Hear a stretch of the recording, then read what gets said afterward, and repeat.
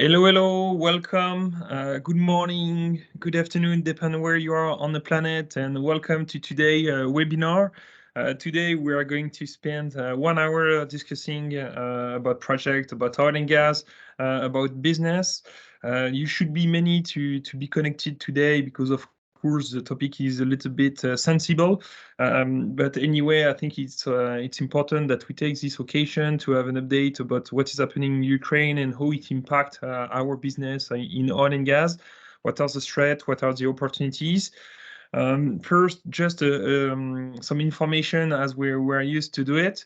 As users of Project Smart Explorer, you can ask us via email to my address email the slide that we are going to use today. So do not hesitate after this presentation to shoot me an email and I share the slide with you. Anyway, if you want to look for the replay of this webinar, you can still go on our YouTube channel or on our website, tobefirstconsulting.com, to see the replay.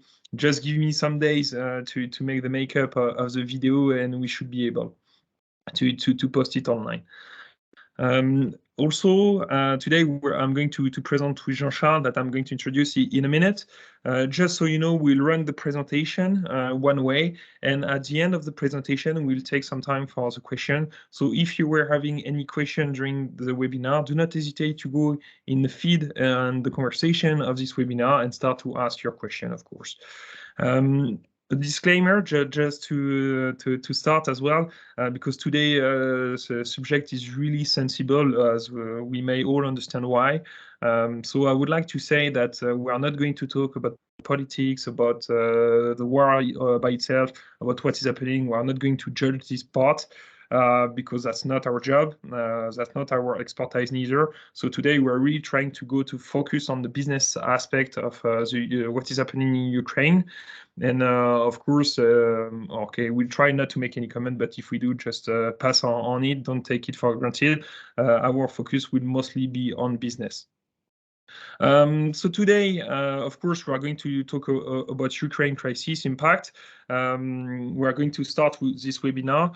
Just information about the next webinar that will happen. This one will happen on May 24th.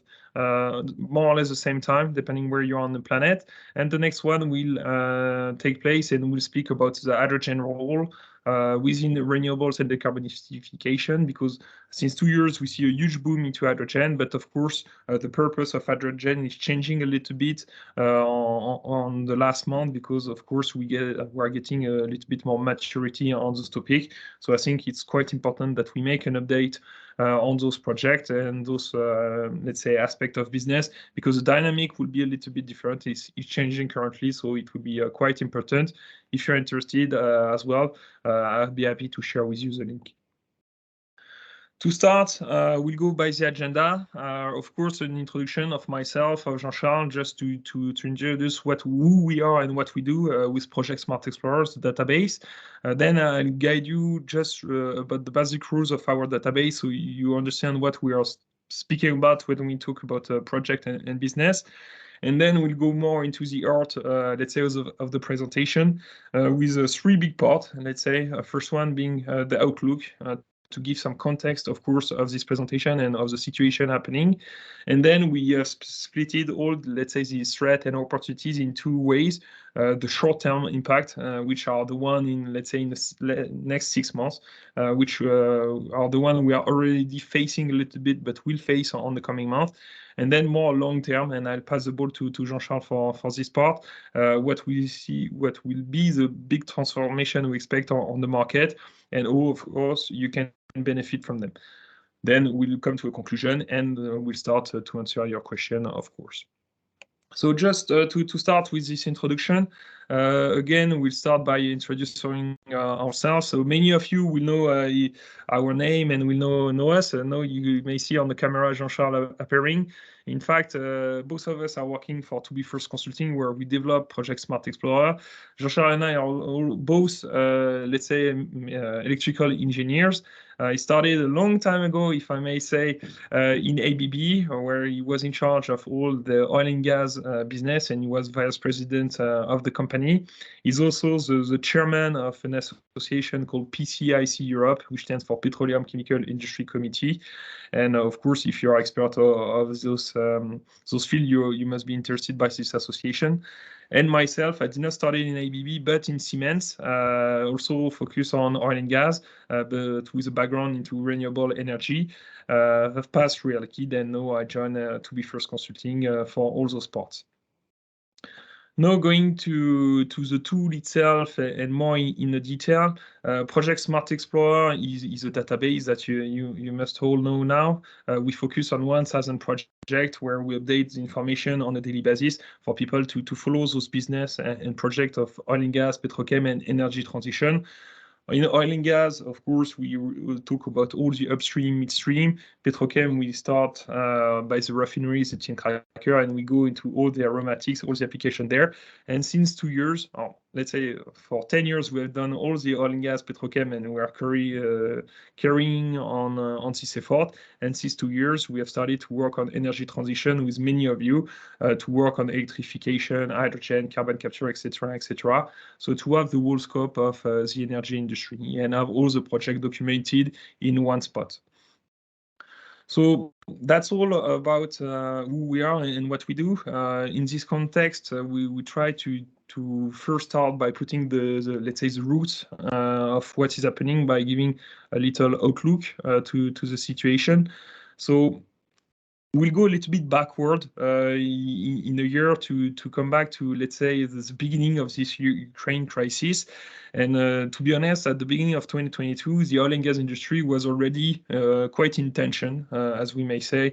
And if we had the chance to discuss a little bit, it would have been nice to see that there were a huge volume already of demand for oil and gas on the market, and we could see the price of oil and gas already going a little bit higher than what it was right after COVID. So we are already in a situation where the market was really tense. And of course, with coming and starting the Ukrainian crisis, what we saw was to say, okay, the oil and gas was a little bit at the core of the crisis. We have seen a lot of discussion, for example, about Nord Stream 2, etc., etc. And of course, Russia having a huge relationship of oil and gas with Europe, it was also part of the context.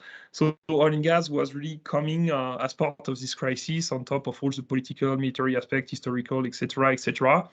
And with this crisis, we people, not only people from the industry, but also all the public and the people, also especially in Europe or in US, tried to remember or understood that they were still reliant for a huge part on oil and gas. And even if they were talking on a daily basis in the public media about energy transition, it still remains that the main energy in Europe is oil and gas, and it's the case all over the world. And this situation today is also quite interesting to see that even if you see a huge momentum, for example, in Europe, political momentum to cut out of the Russia oil and gas, it seems that there is no possible answer to that, or at least not in the short term.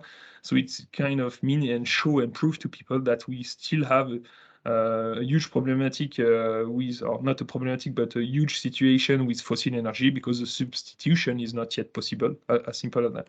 So the oil and gas is kind of going into a redemption there, because 6 months ago, it was for some companies really hard to finance any oil and gas project. But today, on the last 6 weeks, we saw that all those problematic were easing very, very quickly. And we saw a better or easier financing for those projects. And of course, we have seen a huge wave of fast-track projects coming on those last 6-7 weeks now because of the situation. So it's quite important to see that the situation was already tense, and we are coming on top of it with the crisis. Just to give a little bit of context as well, I think it's quite important to see what is the Russian oil and gas industry, and to put figures there. You see here on the left of this slide the map of all the pipeline Russia has linked to Europe. Of course, it has other pipeline linked to Asia as well.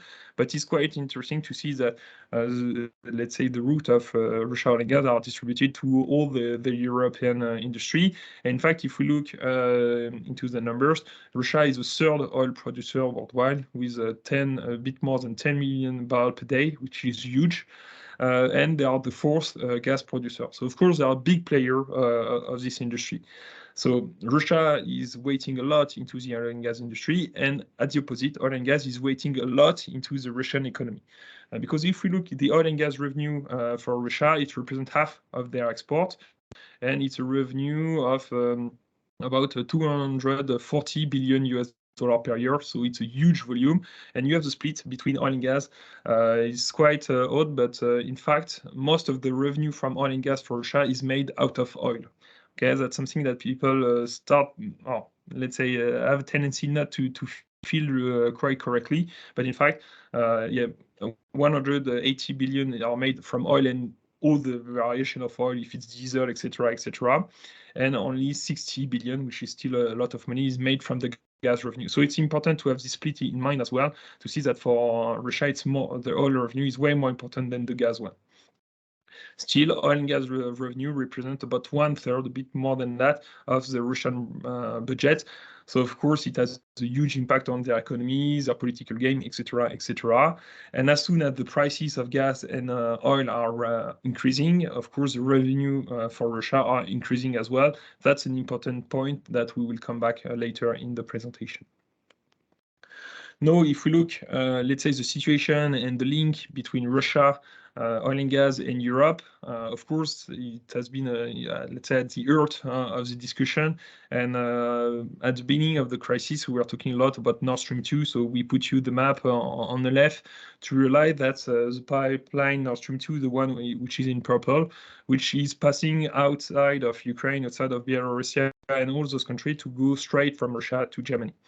And of course, Russia, or Europe is depending for a huge part of its oil and gas to Russia. That's no news.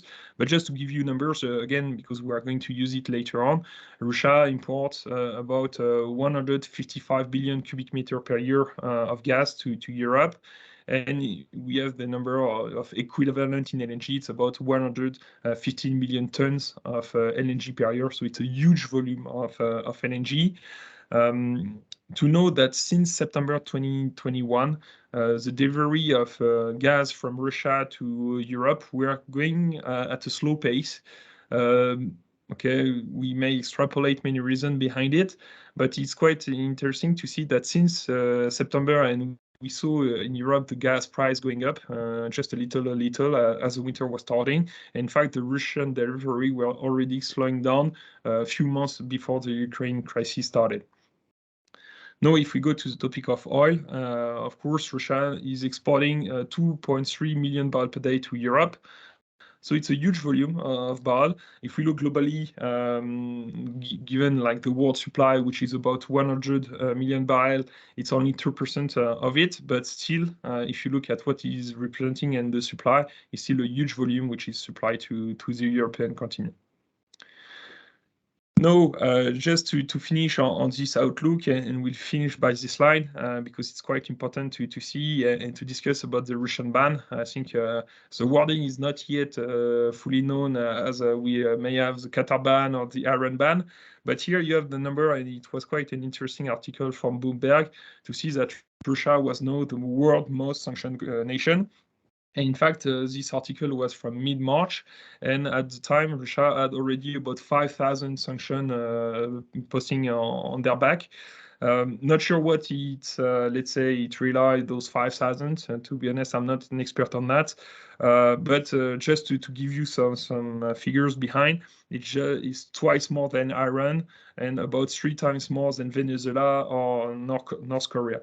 So it starts to be a lot of sanction, and of course it has a huge impact if you have some business there, because different impact. First, it's forbidden to export to Russia.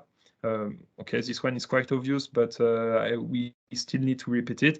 It's forbidden to export directly, meaning that if your end project or you need to send equipment, you cannot do it to Russia, and you cannot do it also indirectly, meaning that you cannot deliver equipment to a contractor, which will be based, for example, in India, if you know that the end, let's say, direction and the end project is into Russia. So you cannot do it directly or indirectly as soon as you have the information, or you may have, let's say, proof or some details that are linked to Russia. Of course, it's forbidden, and you have a high exposure to those sanctions because US, and we had the proof with some of our clients where, okay, USA were monitoring really closely all the delivery from many companies worldwide, included out of US. So of course, your exposure to the sanction will be quite huge because if you start to go, let's say, be exporting to Russia and carry on despite all the ban, someone will come and knock your door, and you can be sure of that. So first, it's forbidden. The second aspect is that it's also quite impossible to export to Russia, to be honest, because for two aspects, which are a little bit more technically or logistic aspects, because all the payment from Russia are blocked. So it means that it's almost impossible to have money going out of Russia. All the foreigners' device, like the dollar or the euro, are frozen. So it means that they cannot pay you in those monies. They can only pay you in ruble. And even if you start to receive yourself ruble as a payment, you can understand that your bank would not be so happy about it. So of course, all those payments are blocked. And even in India, for example, and they had the case for a delivery of oil, where the bank in India are just in dead end because they have no technical way to pay Russia for the delivery of oil, even if India has not put so many sanctions on Russia. And then the second part is, of course, if you need to export material there, you will have really hard time to find any transporter to go there. So, of course, it makes the thing a little bit more tough to deliver. No, there are still some limits into it because we see that there is a lot of ban going on, but still we see that for Europe it's a little bit challenging to ban or to put any ban on the Russian oil or Russian gas. We'll come on that. The target which has been given for EU, because the US, for example, and the UK have already banned oil and gas from Russia, but the target for EU is to reduce their dependency from Russia about two-thirds, meaning they're reducing by somewhere between 60 to 70% their importation from Russian gas and Russian oil, but by mid of next year. Which means that, okay, if we think about the time of project of oil and gas, it's still a long time. It's still, let's say, a short time when we think that projects are about 4 years. To do this huge shift in 1 year is something which is quite quick. Now, if we think about political time in terms of weeks or days, it still represents a long time. So this Russian ban is implemented. It's quite important to have it in mind.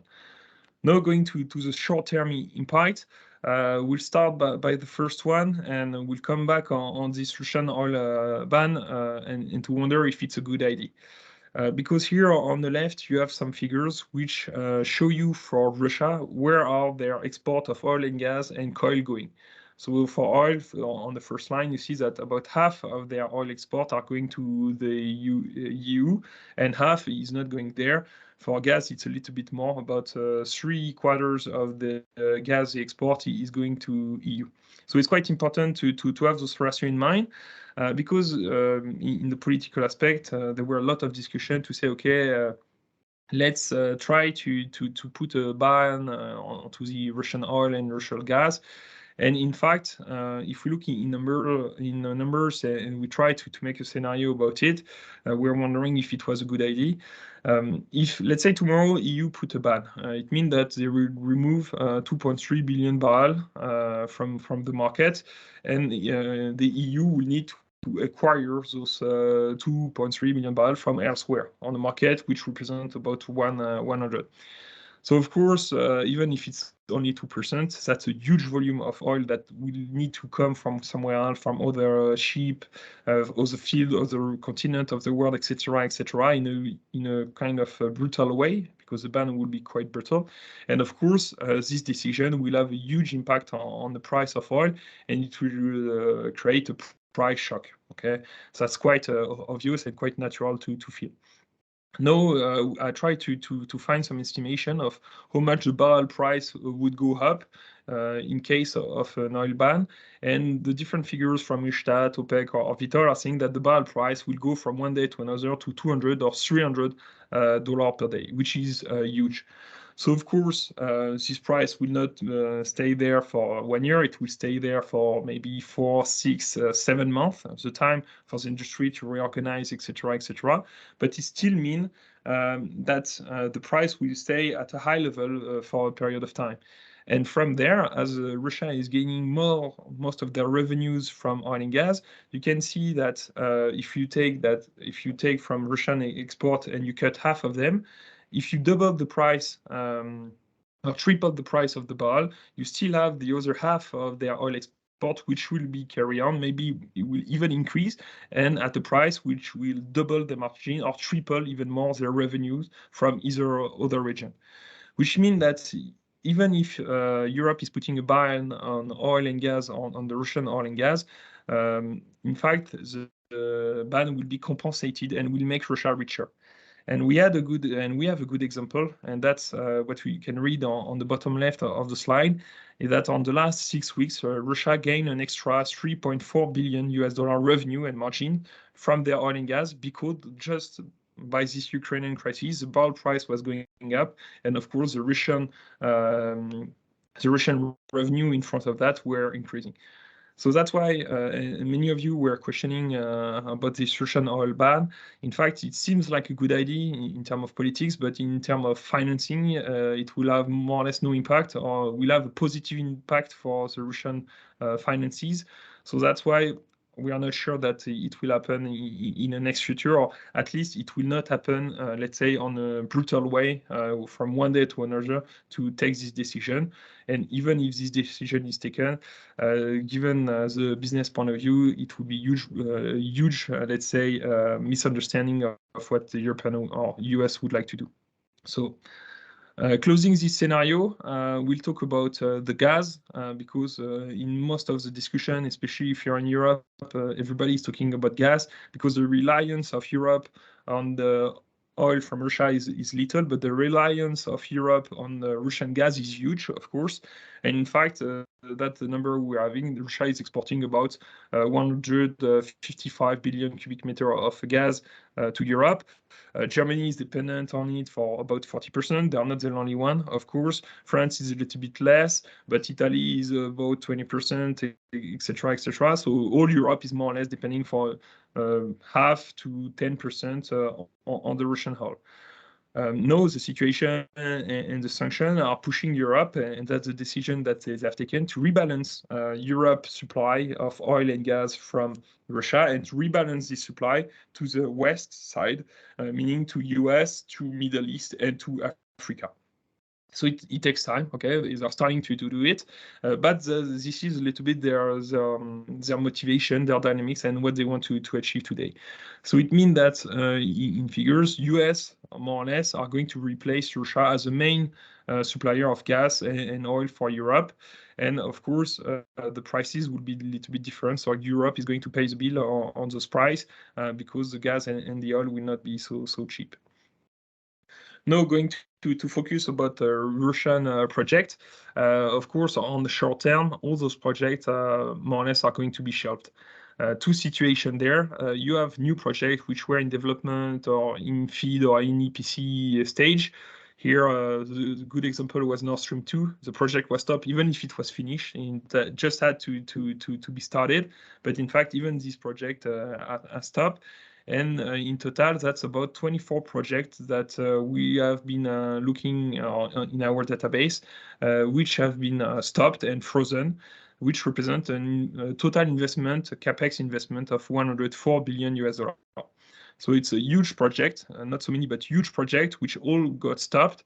And of course, many other projects which were also on the pipe, like series of Russian LNG carriers are on hold for Yamal project, etc., etc. And the export ban on service equipment are also exposing many contractors, many engineering and mini operators worldwide. So all those new projects, they are shelved, okay? Not sure if they will move, well, okay, Jean-Charles will talk about this, but certainly today those are completely cancelled and to go a little bit further than postponed. That's for the new project. For the project which are already existing, those projects are quite in trouble because if you are used to make some operation there, you may know that many projects there, Shakali, Yamal, etc., Arctic, those projects, you can find many foreigners, operators, and contractors doing the job there. And of course, with this Ukrainian crisis, all the foreigners company have claimed again all their people from there. So of course, it's disturbing in a huge way the operation of the existing project. And now we have to put ourselves in the next 6 months where Russia will not be able to access new spare parts. They will not be able, or they will lose their license right to operate. And of course, they are going to lose some market and some vision of the market where today they are exporting. So of course, all things together, it's putting them in a huge in a problematic situation where they don't really know where they are going with those existing projects already. Now going outside and taking a broader view, talking about the actors of this industry, if we talk about the operators and contractors' impact on the short term, I think it hit the news quite usually that the Western companies all kind of withdrew or quit Russian operation, and some made huge impairment. For BP was, I think, the biggest impairment when they write off about $25 billion. Equinor follow in the same way, Shell, Exxon, etc., etc. So all the big operators kind of left Russia, and you also had some contractors and some licensors. And for example, the case of Linde is quite important because all the LNG big train you can see in Russia are most of the time running under license of Linde. So of course, that as soon as license is moving out of this project, the license is no more suited to operate. So he puts all the new project on hold, of course, and all the existing project will have hard time to carry on their operation. So all the company there start to mitigate a little bit. They made a lot of write-off, but at the opposite, we can see that in front of those write-off, they may have new opportunities to go on the market. In terms of technology, huge impact as well, because even if the operators are Russian, etc., or Chinese or whatever nationalities they may have, but not from West countries, it means that the technology access from the IOCs and NOCs having the license and the permit will not be allowed for Russia. And of course, we can all understand that the Russian projects are quite, let's say, the more technically challenging one. And of course, if they don't have the best pieces of technology to do them, it's put all the project kind of on hold as well. The second part, which is also having a huge impact, is that it's forbidden to make any trading of Russian oil and gas. Shell was a huge trader of those assets. And of course, having a ban on this is pushing all those people, all those companies outside of those projects, but they can't even, let's say, make the midstream job or make the trading of those assets. So it put them really outside of this game, and all those projects in Russia are quite in a difficult situation today. That's for the Western company. Now, if we look at what the Russian company are doing and how they are exposed by themselves, because of course Russian company can still operate and work in Russia, but the problem is that they don't have so much access to funding, only to Russian funding. But it's quite tough to manage project in this way. And okay, the Russian economy is having some troubles right now that we can understand. And of course, it would be tough for Russian economy to finance those projects and to raise any project for tomorrow. What is also important is to see that those Russian companies are forbidden and cannot invest overseas, meaning that it's hard for them to do it inside Russia, but it's almost impossible, if not completely impossible, to do it outside of Russia, where we see companies like Lukoil, for example, which are really active outside of Russia. We can understand that today is no more the case, and those companies will have a hard time, at least on short term, meaning 6 months to 1 year, where they will stop all the investment, all the operation, all the project. Going to just one word about the European IOCs and NOCs. If we had the chance to talk on the last months before this Ukrainian crisis, we were saying that the company and operators in Europe are facing quite a tough time. But today, there are completely new game, completely new situation, because of course the European Union and also countries and also people are asking those same companies, which they were pressuring for energy transition. Today they are asked to supply more oil and gas as they want, how they can, just because we are in an emergency situation, kind of. And of course, all those companies are turning and getting green light to develop greenfield project in fast track. All those projects in the North Sea or wherever around the globe. All those projects are mostly in upstream and in midstream. The idea is to be able to supply Europe and to shift the supply from Russia to other regions in the world. And the priority for those companies is today to go on exploration and production to develop more capacities. Carbon footprint, the barrel price are not a limit. I would not say that they are not in the discussion, because they are remaining in the discussion. But today, we are 6 months before, they could not do any project where the carbon footprint was positive or where the barrel price was really low. Today, it really comes second to the discussion. That is really when those companies will be able to provide, and when they will be able to supply Europe. BP and Shell are a good example of this. For 2 years, they were a little bit still to find their grounds, their strategy into energy transition, and stopping a little bit all their oil and gas investments.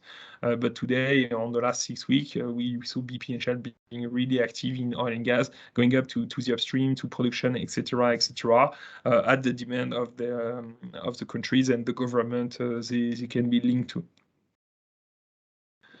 No, going to the long term, I leave you the stage, Jean-Charles. So yes, we can see you. You can start to discuss it. Okay, thank you, Jean, for this first part presentation, focusing on the short-term impact. Now we'll have a look on what may happen on the longer term. So longer term meaning more than 8 months or 1 year ahead of us, because of course behind this Ukraine crisis, there are fundamental trends which will have an impact on far longer, more than a few months. So on that respect, the first one is, as you understand, is the shift from the EU imports from Russia to elsewhere. So on the left of the slide, you have the actual route of the oil and gas trading, where Middle East is supplying Asia, Australia is supplying Asia, Russia is contributing, of course, to it. USA is also contributed to Asia, and Europe is only mainly supply from Russia, and on the second line from North America. And the future, of course, is stopping all imports from Russia, being mostly replaced by sourcing from USA, as Jean explained. That will remain as a longer run, and with additional supply from Africa, especially West Africa and Middle East. Okay, so that's the major impact is. And on the other side, Russia will try to find out export market on Asia as well. For the volume of oil and gas they cannot export to Europe anymore. So that will have some consequences on the market. Regarding the project in Russia, as it was said, Russian project, the key point is to understand that the sanction will last much more than the war. I mean, assuming the war would stop in 1 month or so, what we can hope in one way or another, but the sanction will remain and will remain for many years. So that means that all the projects where Western partners were involved in Russia will remain shelved for years and maybe some decades. And in the same time, it will not be any new project from Western companies in Russia, as it was considered in some areas. It could be north of Russia, east of Russia, or west of Russia, and oil and gas or even chemical. Regarding internal investment, so of course Russia will try to develop their own projects, especially in upstream and midstream, to try to turn out its exports from west to east. And here we may see some Chinese or Indian contractors trying to replace Western contractors in Russia, assuming, of course, that those Chinese and Indian find a way to get paid by Russia in one way or another. So it may be some compensation being made through gas and oil, of course, but it's not easy to do, and it's always a complex process, and at least it will take time before this kind of mechanic of trading is getting operational between those countries. So this situation will last for a while, and if you have some business in Russia yourself, directly or indirectly, as said Jean, even beyond this year, but for the next 3 or 5 years, the priority for you is already to think how to reposition your business to find elsewhere the business you used to find in Russia over the last years. So, as we said, US and Middle East Africa will replace Russia for the oil and gas supply.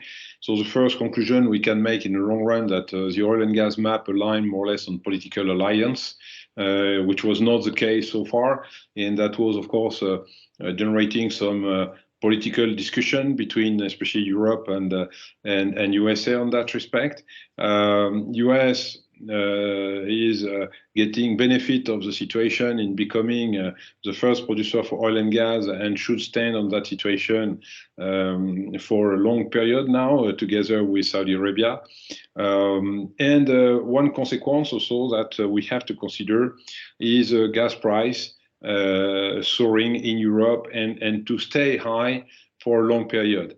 This last month, we could see that the gas price was increasing for various reasons, but here we see some mechanical reason why the gas price will stay at pretty high level in the next years.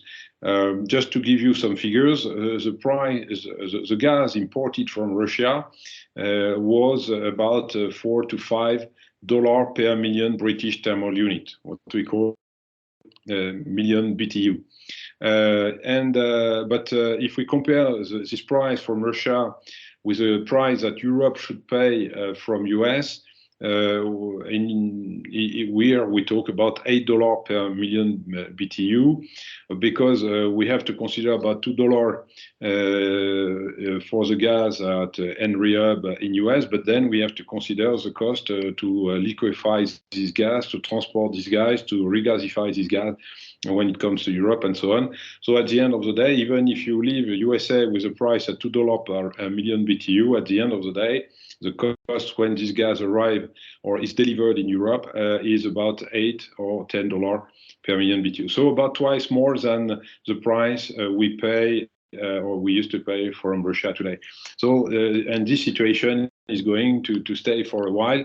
And if it doesn't stay, or if there is any change, it can only be upward, meaning that this $8 may become $10 or $12 in the future, but it will not go down the other way around. So that's a very important phenomena to understand and for the long term. The other one is also very interesting for most of you, is the development of the East Mediterranean Sea. You know that in the Mediterranean Sea, between Cyprus, Lebanon, Israel, Egypt, and so on, there were huge quantities of gas.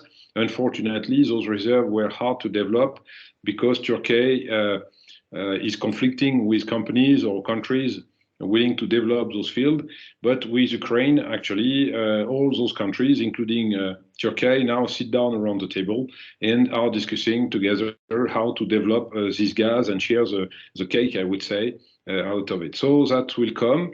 It will not come in 2022, but that's a business that will come between 2023 to 2030, maybe, with those huge reserves, which are not that far from us and could be produced at a very reasonable cost.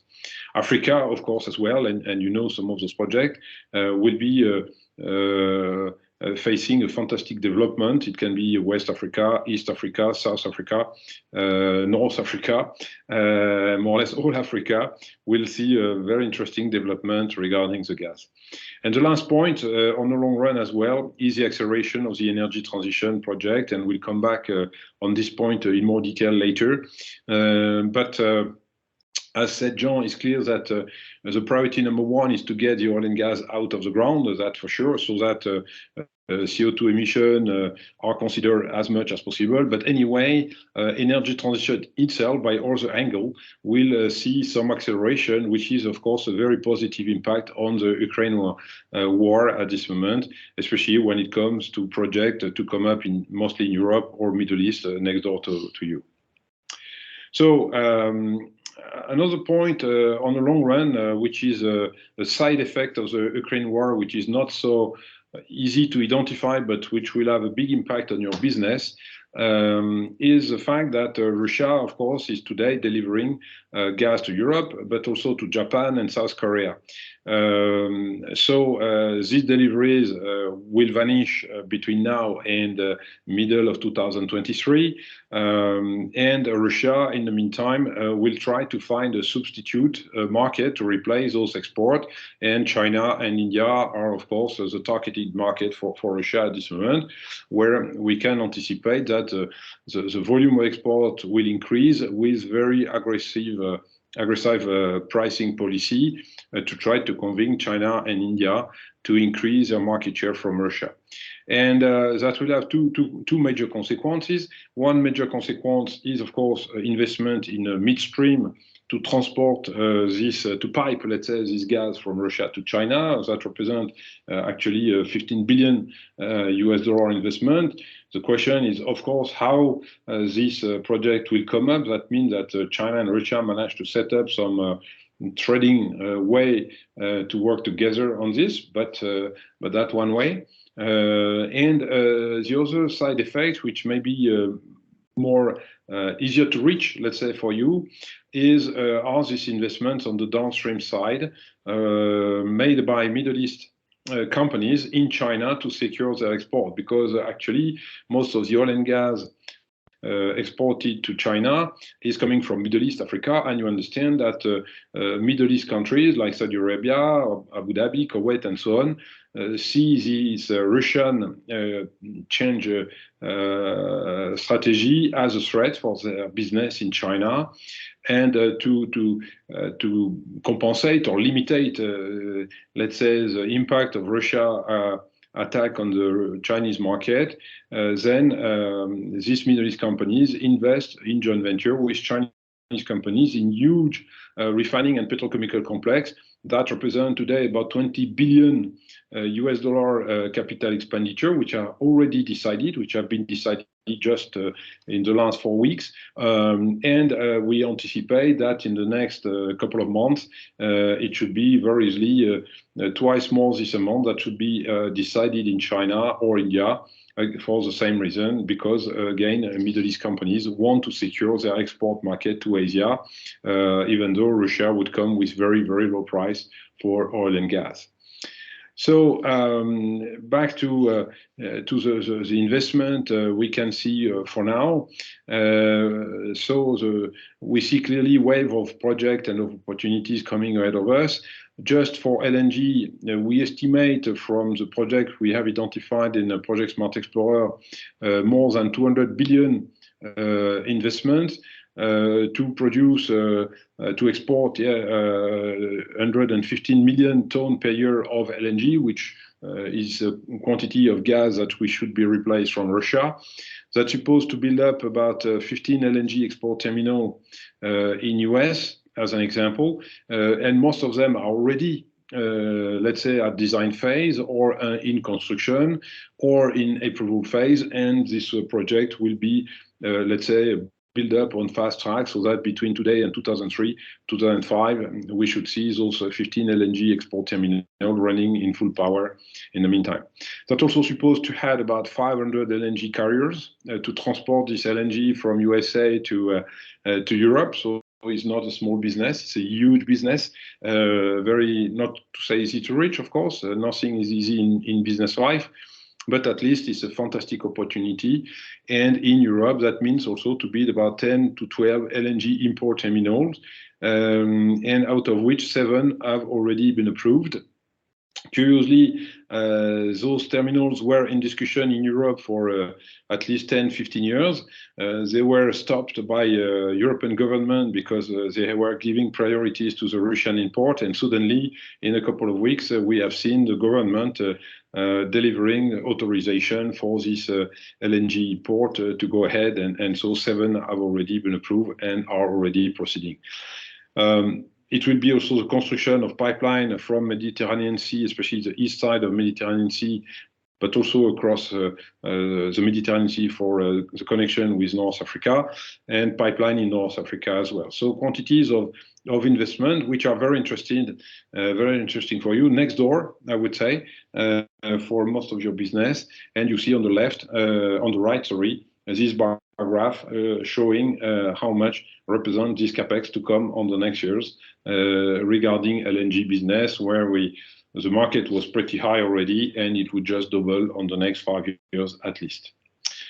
Regarding oil, this tension on the oil market will boost the deep offshore, because we need to get the oil out from everywhere, and deep offshore will be one source. FPSO is going to boom completely, and you see on the right again this bar graph representing how this FPSO business was rather flat these last years, and is going to more or less double or same on the next 3 or 5 years, as well as shale oil. Shale oil may not be so interesting for you, but FPSO and deep offshore may be extremely interesting for you.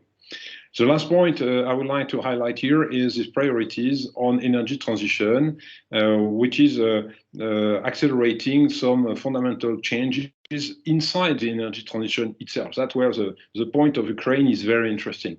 It will change, for example, in terms of priority from renewables to decarbonation. Renewable will remain, but in a very, very long term, with still financial challenges and so on, while decarbonation is right now, and it will continue. So there is a change of priorities, which is very interesting. Same for the CO2. So far, we are talking about sequestration of the CO2.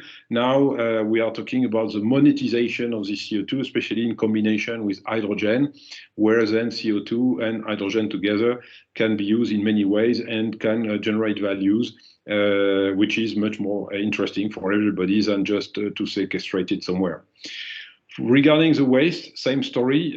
We move from waste treatment to recycling, which is a nice creation of value, and will generate quantities of a new project, especially in Europe at this moment, but it will come in USA as well. And those projects are next door to you. Same for fuel. This crisis will accelerate the development of projects to come from conventional fuels to e-fuel, biofuel, or sustainable aviation fuel, which means that trucks, cars, and planes can be run with normal engines nearly, and with zero or low carbon emission. So that's one of the key benefits, let's say, of Ukraine war, to accelerate this energy transition, also in the nature itself of the project we see coming up in Europe. And in Project Mars Explorer, every week you will find maybe 10 more of these projects, which are extremely interesting because they are just next door to you. Very interesting. They go on fast track, and you have just to go there and pick up the orders. So in conclusion, business-wise, the situation and sanction are going to last, that's clear. Market for oil and for gas were already in tension before the crisis, that was clear. So two phenomena will have an impact on this market. US and Middle East Africa will replace Russia to supply Europe, and Asia Pacific will be a competitive ground, let's say, to compete between Russia and Middle East companies, especially on the downstream side, with a massive investment on the downstream side to illustrate this competition. That will be a new source of opportunities for you. New project will represent 2 to 3 times more the shale project, so we can't cry. Never the market has been so high and for so long. Most of them, in addition, are in Europe, USA, or Middle East Africa, so well-known areas, and then easy to reach. The good news also is for international companies to be back in business, because this last year they were really suffering from for their image, for their carbon emission, for their access to the resources and market and so on. And today all those barriers they had in front of them have been removed, and they can run full speed in business with all their technology and know-how and financial capacities, which is of course very, very interesting to respond to this crisis. Energy transition to focus on decarbonation and recycling, which is very great news in terms of project business. It is not just solar and wind, where you may have nothing to say, but here is really the commercial business for any supplier of the oil and gas and petrochemical business. And due to the emergency of the supply chain tension, the delivery of this oil and gas will prevail on the price, because we just need it at nearly any price. So that's a presentation and a market analysis we wanted to share with you. So the key question at the end of the story is, are you able to reposition yourself in this context? Is not a matter of opportunities, because you understand there are opportunities more than you can catch, but the matter is to identify those opportunities and run right away on the one which are easiest to reach for you, wherever you stand, in USA, in Europe, or Middle East, or Asia, because there are opportunities more or less everywhere. So the matter is to be extremely selective and focus on really the low-hanging fruit as much as possible, instead of running as usual on a long-standing project with all the risk associated to that. So thank you for your attention.